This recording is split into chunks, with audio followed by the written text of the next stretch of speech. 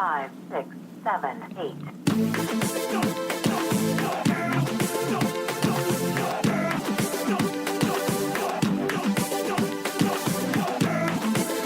Hey everyone, welcome to the EX podcast episode number 2. My name is Stefan Vincent. I've started this podcast because I believe that companies have to think of themselves as employment brands if they hope to attract and retain talent. Let me ask you a simple question. Are you excited to get up every day and go to work? Well, consider this. Only 30% of the employees feel engaged at work. That means for the other 70%, well, work kind of sucks. And yeah, we all get it. Engaged employees are good for business. But why companies are not acting on it? After all, employees are the first ambassadors of a brand. Engaged employees foster innovation, deliver higher customer service, and bring creativity to an organization. In short, they are more productive. This podcast brings a different lens to the employee experience, a brand and customer experience angle rather than a traditional HR angle. In our episodes, we cover multiple topics that touch and impact the employee experience, like the key components of a positive employee experience, or office space design and its impact on the company's culture, the employee journey map, or how design thinking, collaboration, and innovation are all intertwined. We also talk about employer branding and employee engagement tools and measurements, or the place of technology in the employee experience. Today's guest is Jeb Banner from Smallbox. Jeb is the CEO and co-founder of Smallbox, an Indianapolis-based creative consultancy founded in 2006, as well as CEO and co-founder of Boardable, a board management software company founded in 2016. He graduated from Indiana University Bloomington in 1996. Jeb is the founder of Musical Family Tree, a non-profit dedicated to spreading Indiana music, as well as co-founder and past chair of the Speakeasy, an entrepreneurial co-working non-profit located in Indianapolis. Along the way, Jeb has co-founded and invested in a number of other Indianapolis-based businesses. Today, we'll talk about how a company's business brand and its employer brand are intimately intertwined, what a people-centered workplace means and what are its key components, how building a strong company culture is all about experimentation and iteration, and how the CEO's vulnerability is a key success factor to build a culture of trust, and why we need to move from knowledge work to creative work, and how to turn work into play experiences. This episode is brought to you by Mold, M-O-L-D. Mold is a full-service brand agency that works with artists, writers, and creatives to help its clients increase sales, book more gigs, and boost audience engagements. Its creative team of graphic designers, videographers, writers, and brand managers work together to make sure that every time a client's name is seen or heard, it shines. I hope you enjoyed this conversation. If you get a chance, please make sure to review the podcast on iTunes. You can open up iTunes app and type in Stefan Vincent OEX podcast and you will find us there. And last thing, if you want to send me feedback, suggestions for future topics or guests, you can reach me at svincent@exsummit.com or on Twitter at EX_summit. All right, let's get to it. Hi everyone, welcome to another episode of the EX podcast. Very excited for today's special guest, Jeb Banner from Smallbox. Jeb is the CEO of Smallbox, which was founded in 2006. We had the privilege to count Jeb as one of our speakers at our first EX Summit last fall in Indianapolis. Jeb has a very unique take on company branding centered around the company's core values and culture. Thanks, Jeb, thanks for being with us today. Thanks for having me. Tell me a bit about your role and what Smallbox does. So we're 11-and-a-half-year-old creative agency focused on brand experience with a perspective that brand is the intersection of culture and customer experiences. So we see that the employee experience really drives the customer experience. It outputs the brand experience.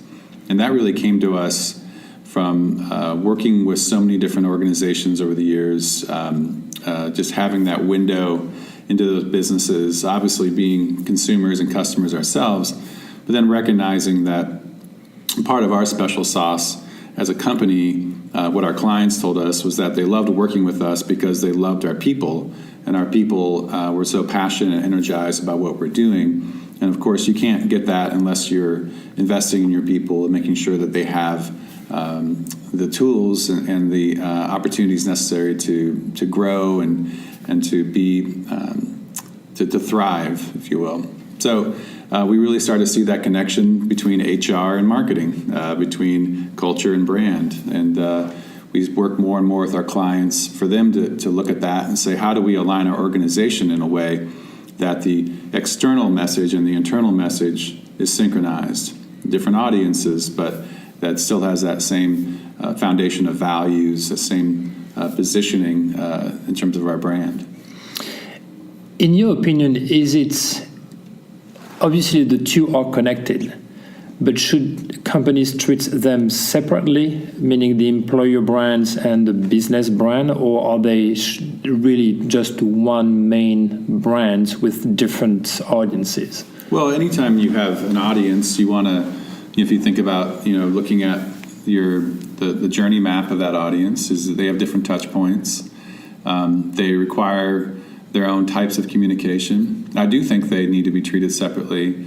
It's the continuity occurs when you get into things like your organizational values.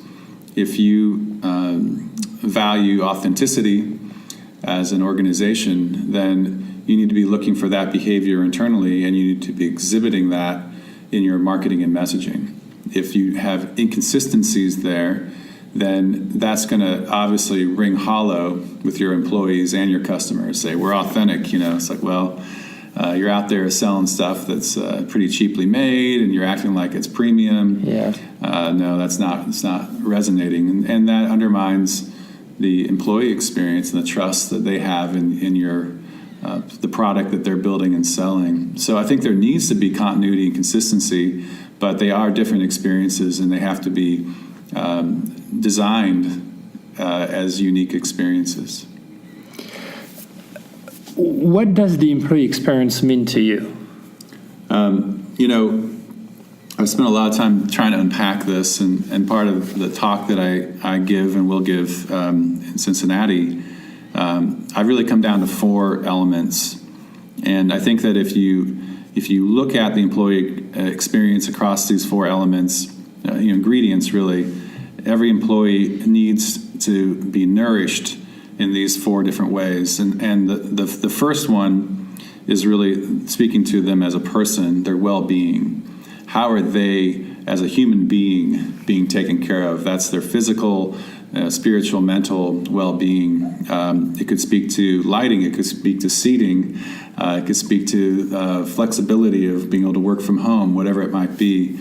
But that they as a human being feel taken care of, that we recognize that they have certain needs and certain accommodations. And there's a lot of things around that you can do. The second thing speaks more to how that human being interacts in the workplace with other people. And so that's belonging. So the well-being is the person, the belonging is the tribe. How are they really interacting and engaging with their coworkers? Do they feel like they belong? Do they have a sense of place in the business? If they don't, they can be taken care of individually, but they can still feel very lonely emotionally, and that can lead to them being disengaged in the work. And of course, engagement's a huge business problem. And then the third piece is engagement itself, and that speaks to work. So it's really like it's the actual work they're doing. Is this work suited to their abilities, their special talents? Are they able to look at that work with satisfaction? Do they have clarity of when it's creating impact or not creating impact? So that engagement piece speaks to how they actually work with those other people to produce that product or service. And that has to be attuned to their unique abilities. And that's the art of building a culture in a business to some degree, is finding the right people to get on the bus, getting in the right seats, right? Sure. Then the fourth thing really is about transcending, and that's transformation, is when you transcend the work and it goes more into the impact that it's creating in the world. So how are you changing someone's life through this work? The work may be fascinating to you. You may love coding, and you can code all day, but if the product you're building does not have a transformative impact on someone in the world, I really feel like that's a missing ingredient for people. They start to long for that sense of meaning making, of being able to say, hey, this made someone's life better in some way, this improved things in some way. So those four things, the well-being, belonging, engagement, transformation, I think that if you're building towards that kind of employee experience, then you will find your employees producing, I think, a very high level, and your company will benefit from that. Is there a framework and or a process to make it live and to make it repeatable? That's a good question. I mean, we're always experimenting with that, and we're building and tearing things down and trying new things all the time. There's lots of things, lots of tools out there you can look at. The Denison model is really interesting. My wife, who has a background in IO psychology, has spent some time working in that model, which really looks at sort of the full spectrum of the employee experience across many touch points. I think that where we need to get is doing more journey mapping of the employee experience. And so that is customized to every business. So I think that is the beginning of the process of from the first interview through the exit interview. Mm-hmm. What does that journey look like? How can you make sure that you're really creating a consistent brand experience, that it touches on those four elements, that you're, even on the way out the door, you're taking care of your people. And there's something that at Smallbox we think a lot about. We call it graduation, when someone moves on versus being let go, which is, we call it what it is. They got let go. But we have an employee who's graduating today, and we're going out in a bar crawl and celebrating almost 5 years with the business. And it's time for him to go do his next thing. And we've been right there alongside, supporting him and saying, hey, when you're ready for that, we're going to be your champion, and we're going to help connect you with new opportunities. So I think coming alongside of the employee and saying, we're going to help you go through this experience from start to finish, and once you leave, you are not, so many businesses do this, they basically treat them as if they died. Yeah, it's a fascinating topic, because obviously a lot of companies do whatever they can, or as much as they can, to attract talents. Yeah. But once talents are inside, it's pretty much everybody for themselves. And when someone leaves the company, usually the connection ends at that time. Yeah, they're persona non grata. They're basically, just they're not welcome. That's horrible. I mean, what a horrible experience. You put your life into this business. It is. And then you leave that business and they act like you died. And I think that's just, we got to get past that model. And I think it comes from the old model of where people would stay at one job their whole lives, and it was more of a family, and leaving that family was like separation or death. And it's just, that's not the reality we live in anymore. Right. One of my favorite topics around the employee experience is what companies do on the customer side, customer experience. Mm-hmm. Many of those things can be applied to the employee experience. Mm-hmm. So you talked about customer journey mapping. You talked about identifying all the different touch points and be able to address some of the needs of employees, and the sense of belonging is very important. The sense of well-being is very important. At a conference last year, you talked about the needs to redesign work. You said that we need to move from knowledge work to create work. Creative work, yeah.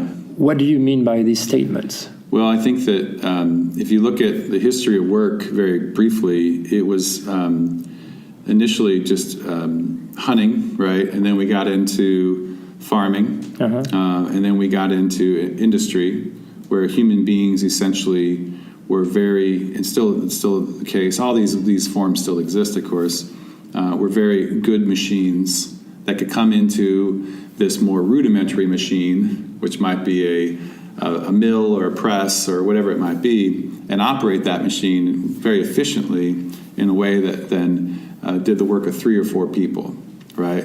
And so human beings went through this manual labor phase where really they just need to know how to do the same thing over and over and over repeatedly. And but then as we began to advance and our economies rose, there became more of a service industry.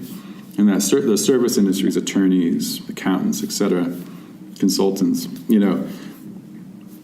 their bread and butter was having proprietary knowledge that other people did not have. Knowledge of the law, the knowledge of taxes, whatever it might be.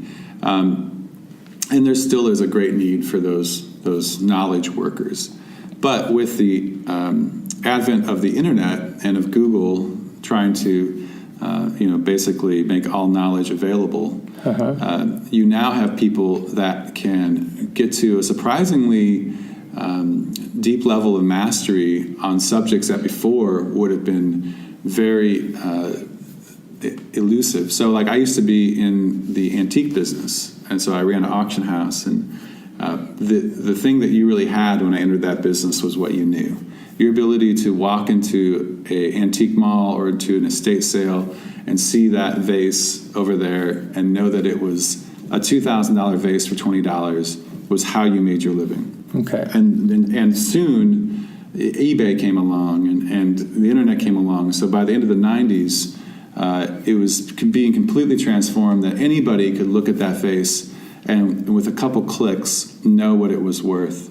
So knowledge became more of a commodity.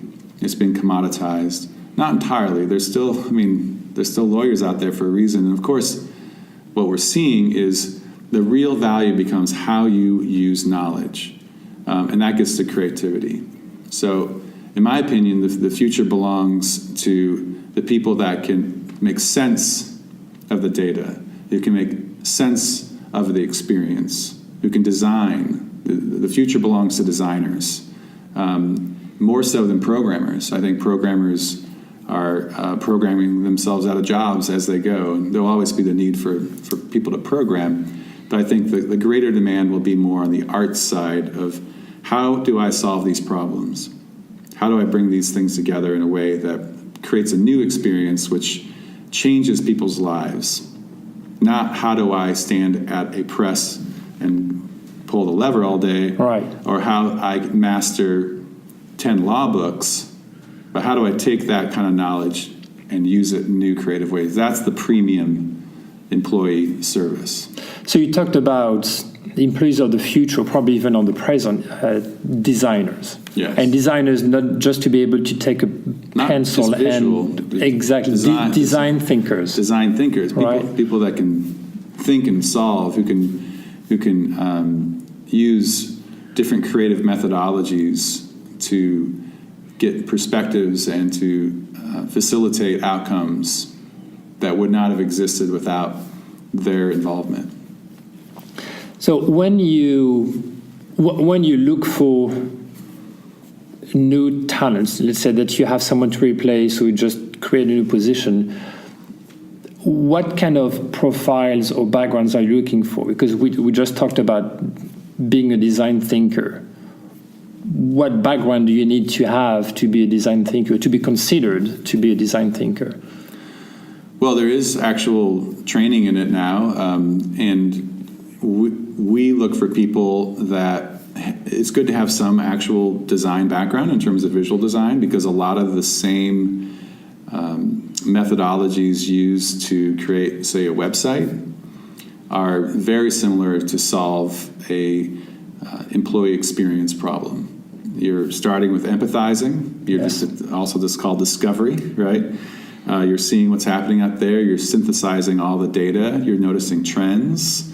You're coming up with insights and recommendations that leads into more of the ideation phase of the solution. You're prototyping, which is often with the website wireframes. And then you're testing, which is user testing. Well, you can apply that same approach to a lot of problem spaces. And so what we've done at Smallbox is take our 5-step approach to creative problems and expanded it to a number of spaces, which include customer and employee experiences, and created workshops to train other people so that they have that toolkit to apply it to their family, apply it to their personal life, whatever they need to do. At the same conference last year, you talked about the power of play. And you said that when you work with your team and with your clients, you try to turn work into play experiences. How does it work? Well, we do a lot of very analog, face-to-face. It just, we go through so many sticky notes and butcher, board paper. But the core of it is it's designing an experience that starts with people getting a little bit vulnerable. Play requires vulnerability. And then as they open up, the really good interaction starts to happen. So we may start with them sharing like a weird fact about themselves. And then we may go into a collaborative exercise where we start to have everybody write on sticky notes, what do they think the strengths are around a certain experience or the weaknesses. Then we dive into that and we facilitate those experiences so that they're fun. They've got little breaks in it. There's little delighters that happen. There's food. There's music. To us, a good facilitation should just fly by, and it should be almost like going to see a show.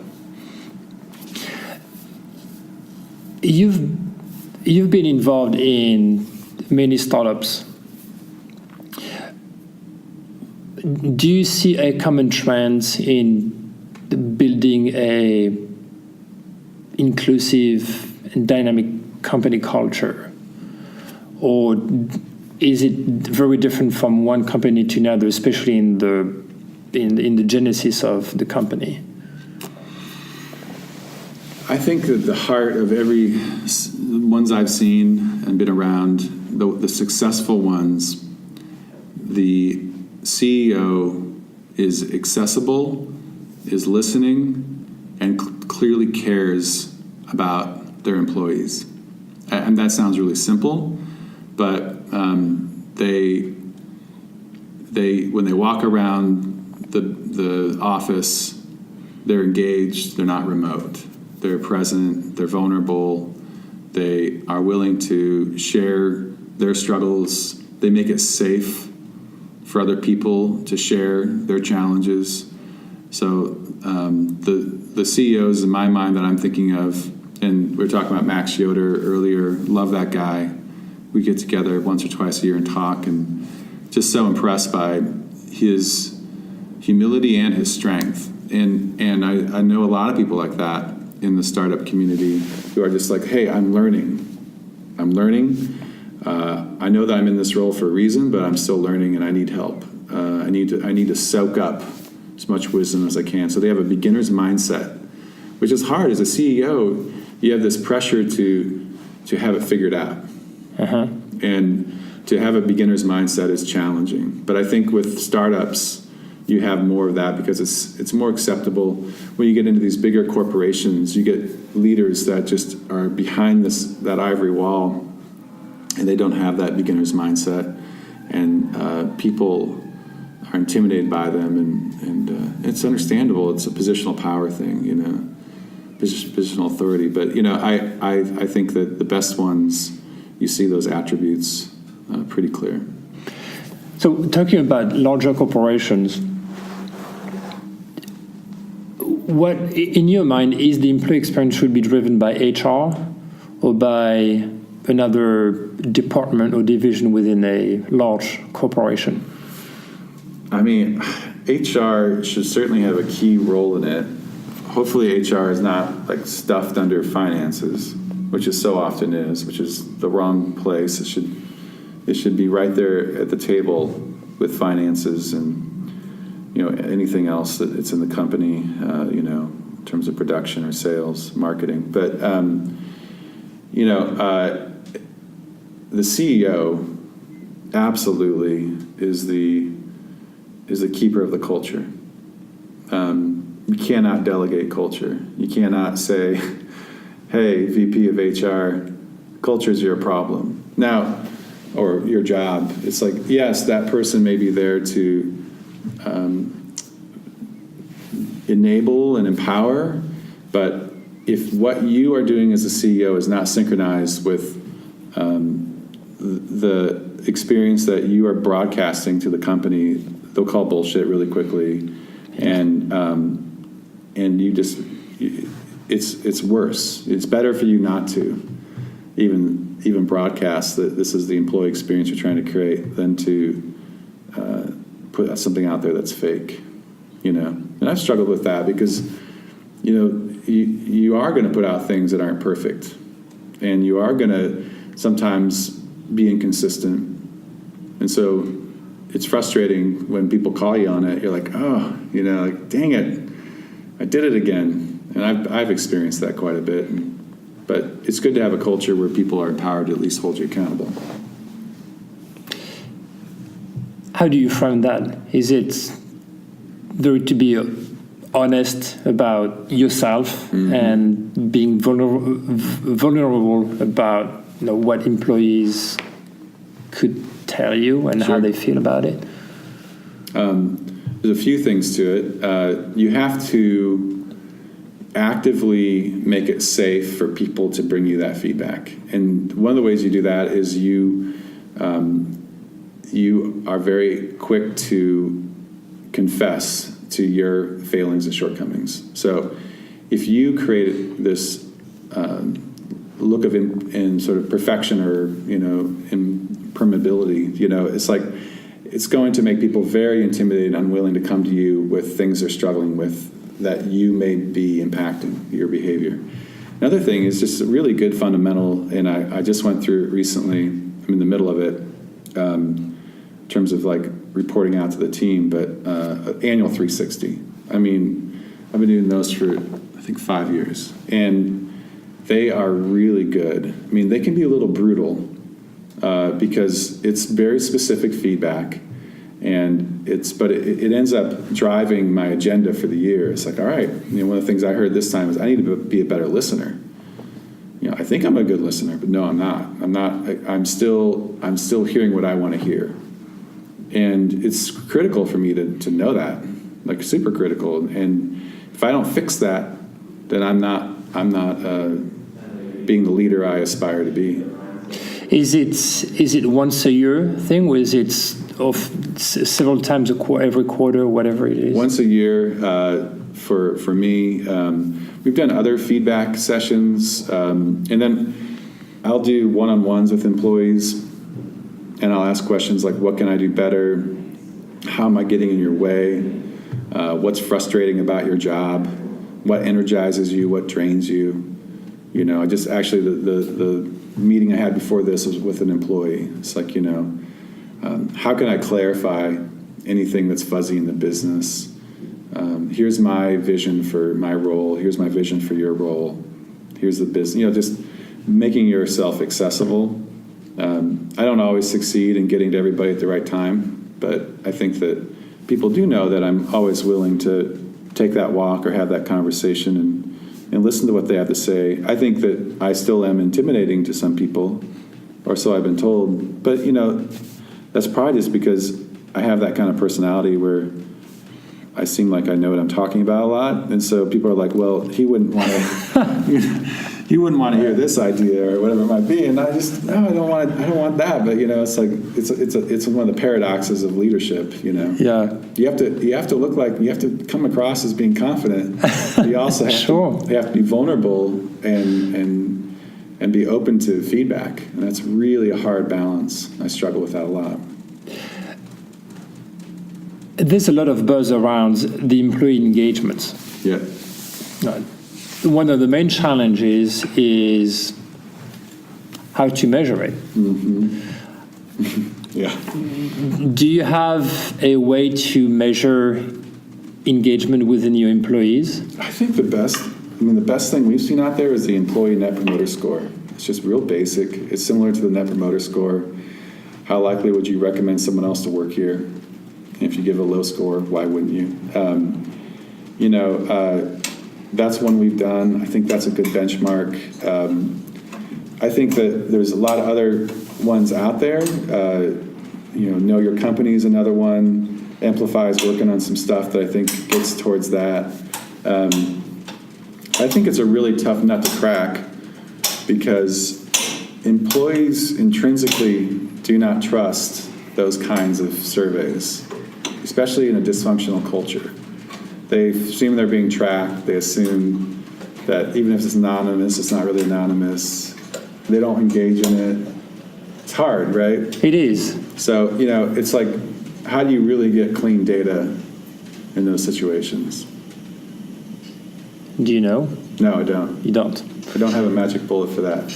But I do think the employee net promoter score is like a really simple, high-level one. I think those really lengthy surveys, the engagement level drops, and I really question how valid the data is at times. But, Dennison mentioned that earlier. That's a very in-depth one that I've seen. We haven't done it ourselves, and I don't know. I think I've had this idea. I've been working on it a while to measure energy in the business atmospherically. Did we ever talk about this? This is one of my crazy ideas. No. It's called Laughalytics. So the idea is that it actually came to me when I was doing a podcast with somebody else, and we were laughing. And I realized that the laughter was a really interesting footprint, and that you could use that as a metric in a business.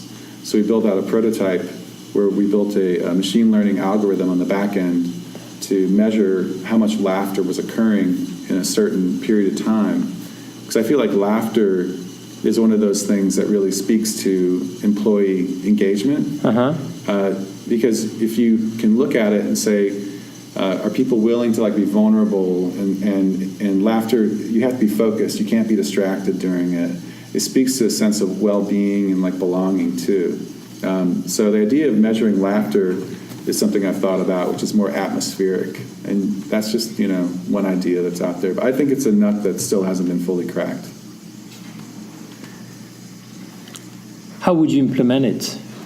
You'd put it around an office. They wouldn't record the sound. They record the footprint. So it wouldn't be an audio recording. It would be more like a signal record. In other words, the footprint of the sound would be tracked. I see. It goes into a dashboard that's just like an analytics. Imagine analytics for your office, right? That then would correlate to things like weather, sunlight, new hires, office space rearrangement, any kind of other events that you want to, benchmark it against. I can guarantee you after the presidential election, our energy in this office was pretty low. You know what I'm saying? So, things like that. I think the idea is that you start to think about how do you optimize for energy. I get the idea of employee engagement. I think that's where you're trying to get. Well, what drives that? It's energy. It's the energy that business has. That, and that's a really intangible thing. But I think that by measuring laughter and then other kinds of engagement atmospherically, it's much more of a legitimate footprint of the business's energy or benchmark. So that was that I had to, because I started another business, Boardable, which you're aware of, and was drawn into that. I couldn't run with this, so it's on the back burner until further notice. Okay, it's fascinating though. Another driver of engagement is a clear purpose. Right? So we talked briefly about culture, core values, company's purpose is all, they're all related. But how would you define a company's purpose, and how does it connect to the employee engagement and employee motivation? Well, the purpose is the why, why you're in business. And sometimes that manifests in a purpose statement. Sometimes it's more in a mission. And so to me, purpose is why. Mission is more like the what and the how, like what you're doing and how you're doing it, who you're doing it for. And the vision is more the impact or the where you're going. I really think what a company needs is a powerful vision. I think purpose matters, but I think the vision becomes the purpose. It's almost like they're sort of bookends in my mind on sort of like the beginning, the life cycle, like why you started the business and where you're going should be very connected. Uh-huh. And so, why we started this business is that we wanted to tinker and build things, That's, not the most impressive purpose statement, like we want to go build stuff, But our vision of helping spark a revolution of people-centered work is more like where it's gone to. But so like we sort of started saying, hey, we want to just kind of do things in this creative, real lightweight way. Like the Smallbox, the name is like low overhead, high impact, the idea of technology getting smaller and smaller, more powerful, Smallbox. And then what's evolved into is the vision of we want to change the way businesses work. We want to help them redesign the work experience, and in doing so, output a new brand experience. That vision statement's more my why than that initial purpose of like, hey, me and a buddy are going to go start a business. It's going to be fun. We're going to build stuff. That's why we started it. And so I think that you can kind of call things what you want to call them, but in the end of the day, your why is the reason you get up in the morning. It's the reason you're like excited for the work. It's your motivation. Yeah. And I think the vision is more where I find my why. And I would say that my business partner finds it more in wanting to build stuff. And that's fine. I think you can find your why in different places. During the interview process, how can you scratch surface of, is the person I'm talking to is going to buy into my company's purpose? How would you find that? Well, you can see it before you ever meet them a little bit. You can look at their online profiles. You can see the work they've done. You can see the way they communicate, read their blog, read their Twitter. You can see whether they're already thinking about this sort of creative revolution of work, if you will, a people-centered workplace versus a profit or product-centered workplace. Then when you meet them, if they have that infectious energy to them, it's pretty clear. Then the thing I need to be careful about, and my employees do a good job at Smallbox of guarding against this, is I tend to fall in love. So I'm like, oh, this person's amazing. We got to hire them right away, And I met someone today, and I was like, oh, this person's amazing. But the first thing I did is hand them off to another employee.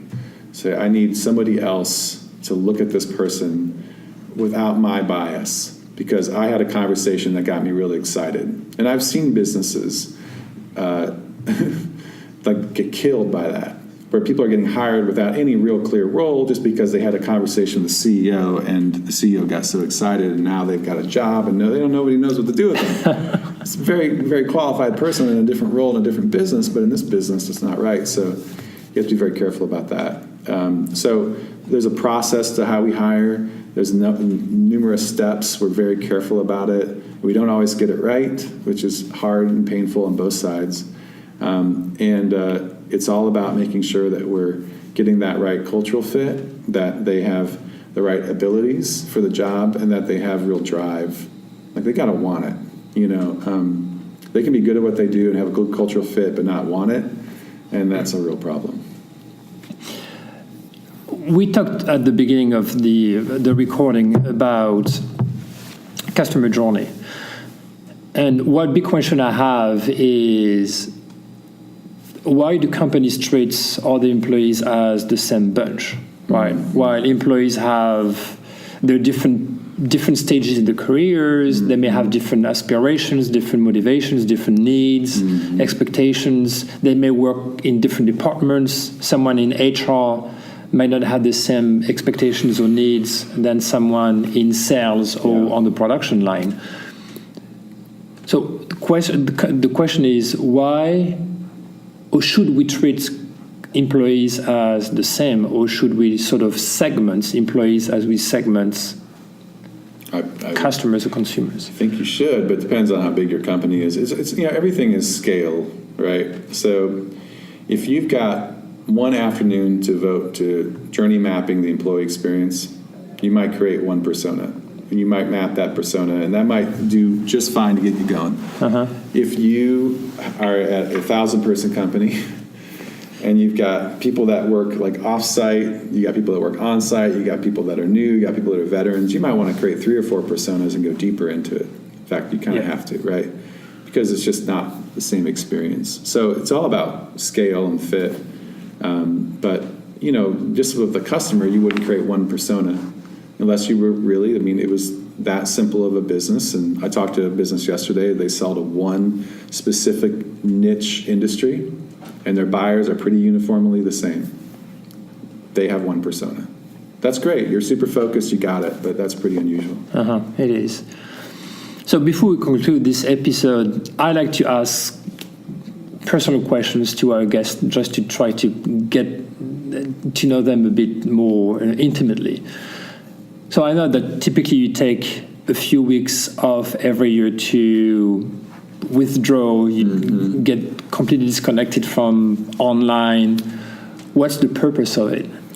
Yeah, so July, so I take July off. This year I will actually do a little bit of a shorter version. I will take off, I'll be here the first week of July, which actually is July 4th, so it's kind of not really taking it off, but it's kind of taking it off. But I've done that the last 2 years, taking July off, and I do a week alone in the woods during that week. So complete, isolation.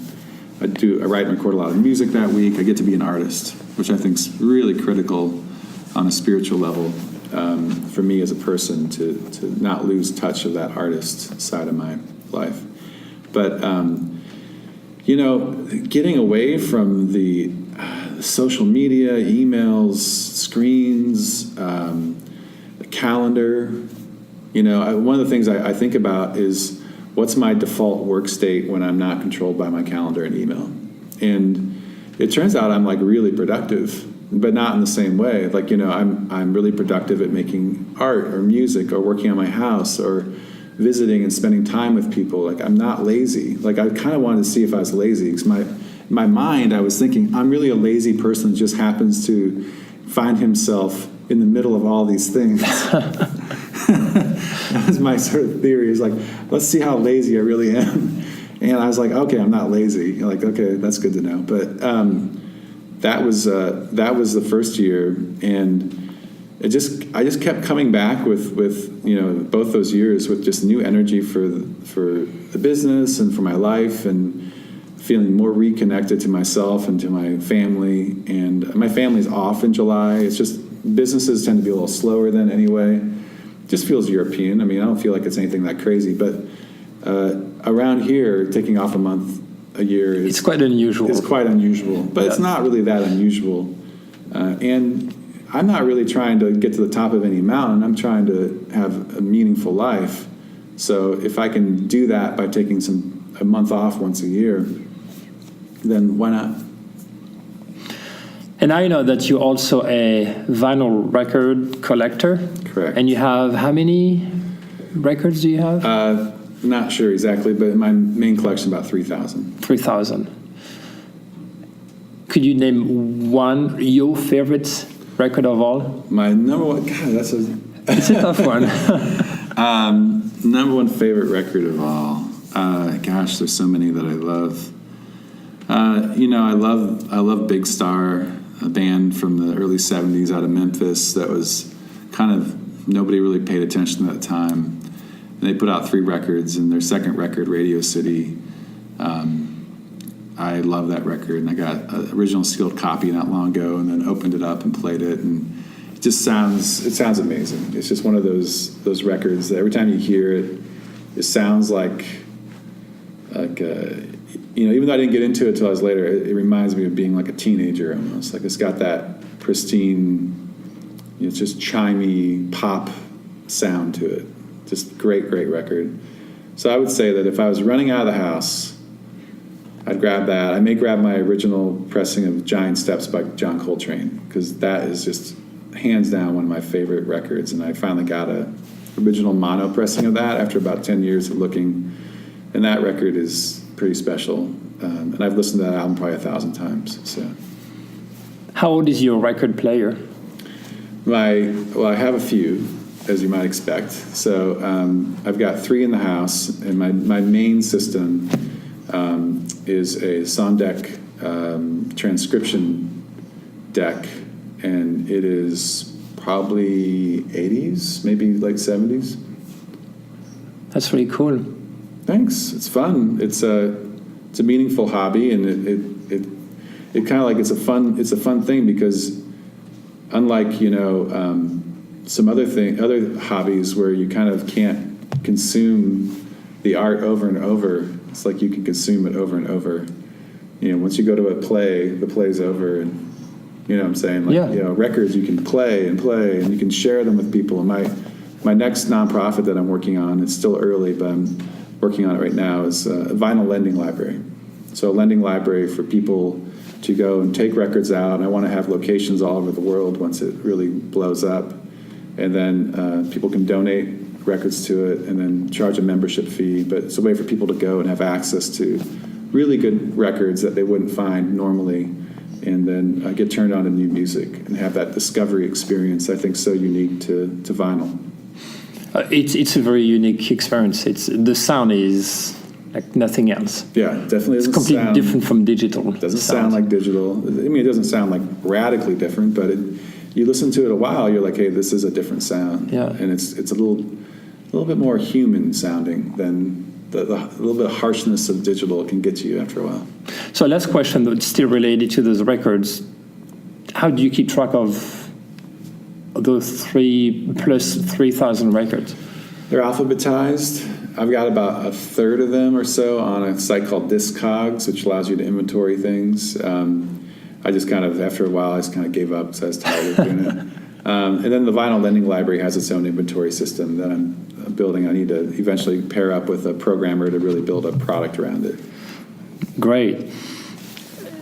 So before we conclude, is there a way for our listeners to follow you and Smallbox on social media? Absolutely. At Smallbox, at Jeb Banner, so my name, then jebbanner.com or smallbox.com.